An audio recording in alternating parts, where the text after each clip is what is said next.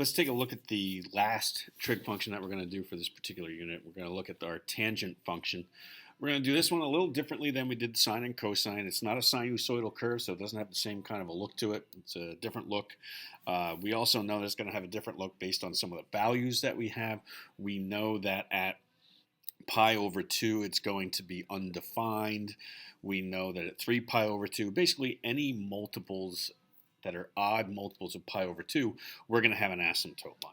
So instead of going through and showing an animation, I just actually tossed the graph on here for reference. So we still have to graph this by hand, but I want to give you some insight as to what's going on. So if I look in here, hold on, let me get my pen to the right color. If I look through here, right, this is 0 to pi over 2, which means this is quadrant 1. Then when I get here to pi, that's quadrant 2.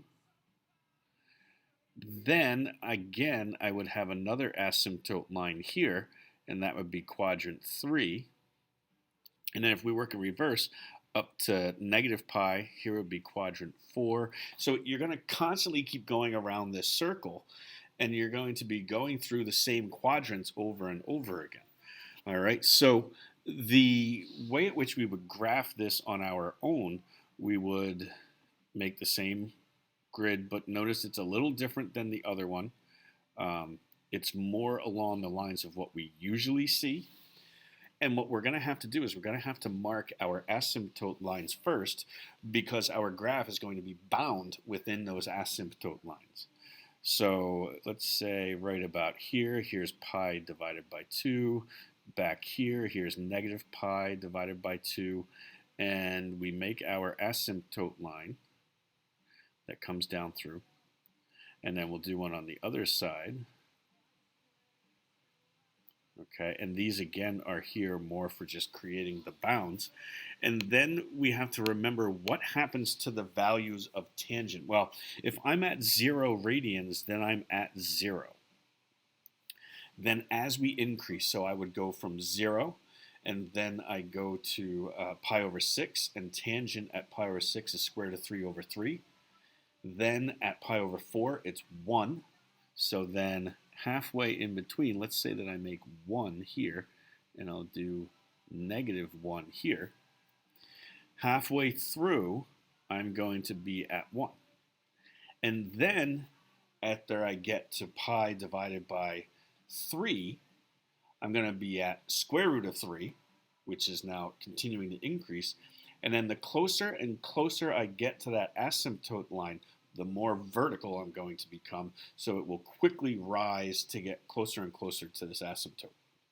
Basically, it looks like a cubic function, but it's bound by the asymptotes. So now I'll go from here in the center, curl up, and then just straight up.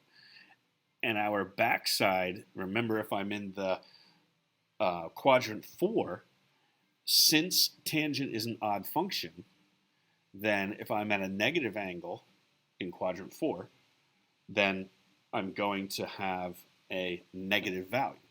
So that means then if I'm back here at negative pi over 4, I'm going to be at negative 1. All right, and then so we just continue, and again, it looks like a cubic function, but it just gets bound by those asymptote lines. All right, so this is at 0. And then if I were to continue and say, all right, well, here's pi. Well, I have to have this, because again, the thing just keeps repeating its pattern. So then that means I would actually come down this way. And if I said that right here was negative pi, then it would continue its pattern and just have the upper half. Now we've got some different things to look at. We've got, there's no amplitude. So I'm going to actually write that here. No amplitude. The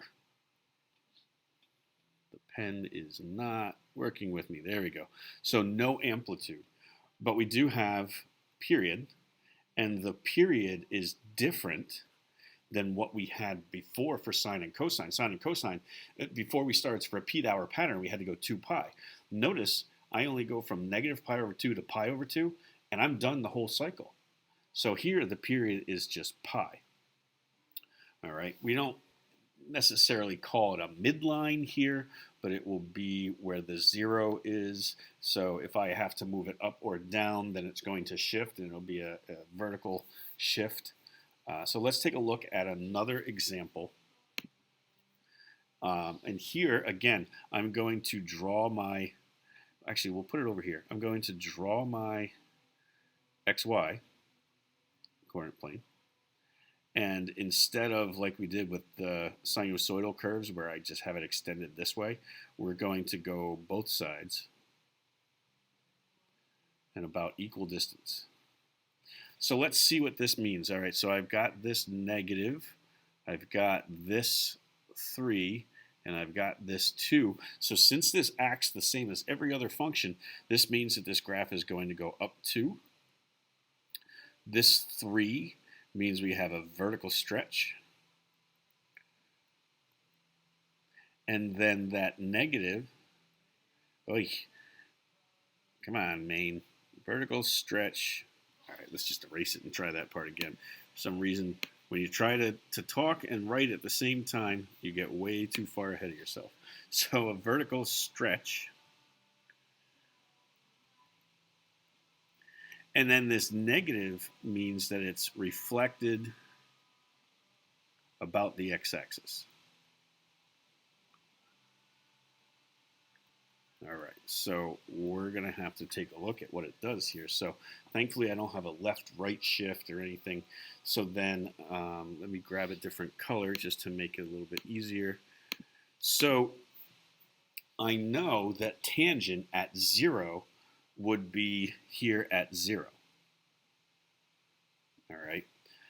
Since I don't have a left-right shift, I don't have any movement left or right, then my asymptote lines are going to show up at the same spot. So that means at pi divided by 2 and at negative pi divided by 2, that's where my asymptotes are going to be. So I'm going to draw those in.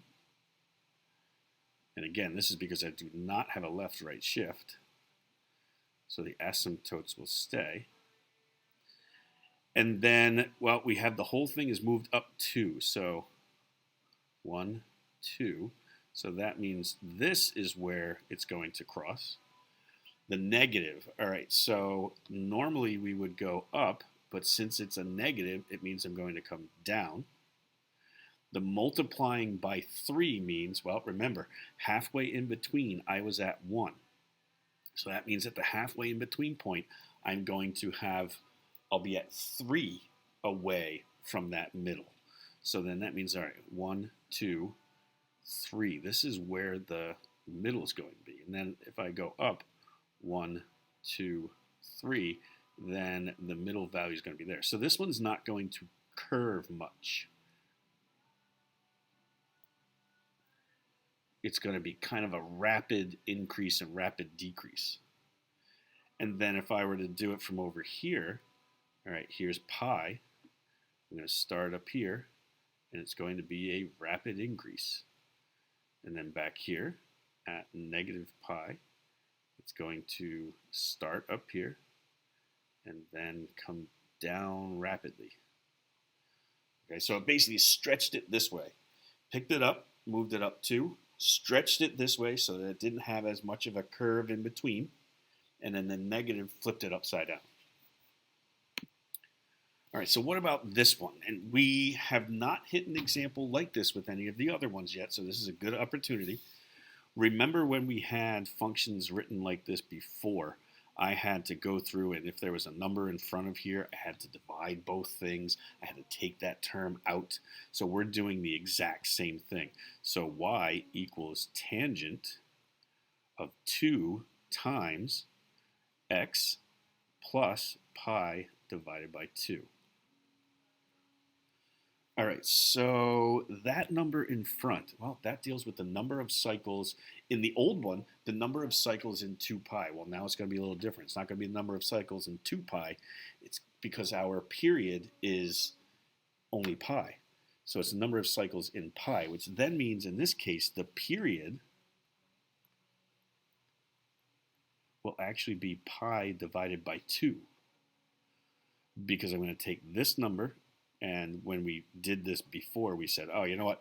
The period for sine and cosine was 2 pi. So in order to figure out the period, what we did is we took what its normal period is, which in this case, for us, it's just going to be pi. And I'm going to divide it by the absolute value of b. And b is what's here on the outside. Now, for better understanding of the formulas and where these things are coming from, that goes with the notes that we have that's not in the video. All right, so these videos are to help you with the explanation of the practice problems, but in the notes that we have for our class, we have all these formulas explained. Okay, so now we know that this out here is going to change the period, so it's actually squishing it. And then we know we're going to pick it up and we're going to move it to the left, pi over 2. So we've got to go through and make our drawing start out. I'm going to try to make this as level as possible, but it's really hard with this device, especially when it freezes all of a sudden. All right, so let's change our colors. I'm actually going to put in my grid marks to make my life a little bit easier. So this thing has been squished. So that means I'm still going to have my center where, and when I talk about center, it's kind of, my starting point, I should say. So my starting point is still going to be here. And then we shift left or right. So I'm going to then, again, this is my thought of my basic starting point would be here, and then I would move up, and then I would move down. Since my period is now pi over 2, well, then that means I have an entire cycle that's completed in pi over 2 as opposed to pi. So then that means if I'm going to be starting at the y-axis and my whole period is pi over 2, then that means I'm going to go out not pi over 2, but only pi over 4. Because from negative pi over 4 to pi over 4, that's pi over 2. All right, so now that means everything has been squished. So I'm going to go through and make a couple more marks. All right, we've got then negative pi divided by 2, negative 3 pi divided by 4, and then here this would be negative pi. And I'm going to continue this way.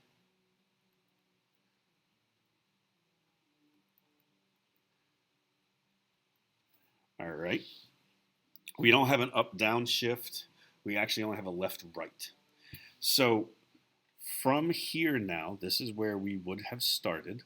We need to move back because of this. We're going to move back pi over 2. So now this is where I'm starting. Okay. So this is where I normally would have started, but we're based on the shifts, we're moving it to here based on the fact that I'm only having a period of pi over 2. That's why we have it broken down into fourths. So that means my asymptote lines are going to show up at all the pi divided by 4s. Whoops.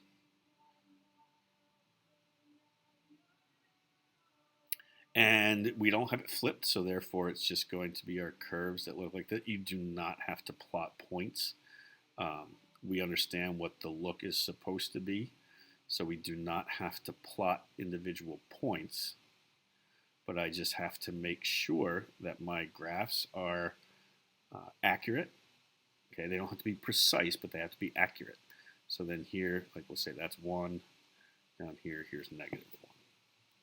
All right, so that 2 in the front made it so that it condensed it, and now we have more of the tangent lines or tangent graphs than what we would have had in a normal pi over 2 or a normal pi. All right, so now let's take a look at the next one. The next one is one of these where we're given the graph, and from the graph we have to figure out what the equation would be. All right, so if I look, again, we're not calling them midlines, but where do I cross the axis, the y-axis? And I look here, and that's where I cross the y-axis. So then this would be my shift. So then we go down 1 unit. And then notice that tangent normally goes this way, but it's going the other way. So then that means that this is reflected about the x-axis. Okay.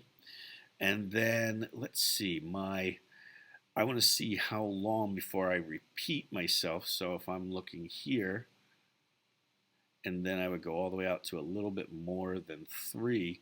So then if I look, pi divided by 2, well, what is 3.14 divided by 2? So that's about 1.57. So if I look here, does this look like it goes to about 1.57? Yeah, pretty close. Again, normally these axes will have radian measures instead of the numbers that we have here. We would put the pi over 2 or something like that in there. So then if I look here, again, same thing. So my asymptote lines would appear through here. Okay, so now this looks like, as I draw through. All right, so here to here. So then now it's supposed to be pi is going to be 1 full period length. But this is not a pi distance. This is actually a pi over 2 distance. So my period is pi divided by 2, it looks like. Okay, and again, the reason that we can determine that, and again, this would be much easier if we had these written as the actual values. So let me put this in. This is going to be, so here's 0, of course, and then when we repeat here, this looks like pi divided by 2. Out here, this is pi, negative pi here, and then negative pi divided by 2. So notice how this is right in between. So this is just like the last example we did. So this will be a negative pi over 4, pi divided by 4, which would then mean this asymptote line, which we'll draw in, would be at negative 3 pi divided by 4. And this one would be at 3 pi divided by 4. So again, it's compressing it, kind of like an accordion. You squish it together. All right. So we now have a period of pi over 2. And remember, period is defined as pi divided by b, which means if it's equal to that, then that means that b is equal to 2. We do not have a left-right shift, thankfully. We just have everything moving down 1, and we have it reflected about the x-axis. So then in that case, for here, y equals, again, reflected about the x-axis. It hasn't been stretched because if you look, I cross at 1 away right here, and I'm 1 away down here, all right, because if I'm at the negative 2, negative 1, I'm at 0, that's 1, and I've only gone 1 distance, same thing with here. All right, so now no stretch, it's just a negative tangent 2x, and then we move down 1, so minus 1. Coming up with the equations based on the graph is a little bit harder for tangent, all right, but after multiple practice, it'll get a little bit easier as you roll through. All right, so again, my name is Robert Main. Thank you so much for your time, and I really hope this was helpful, even just a little bit.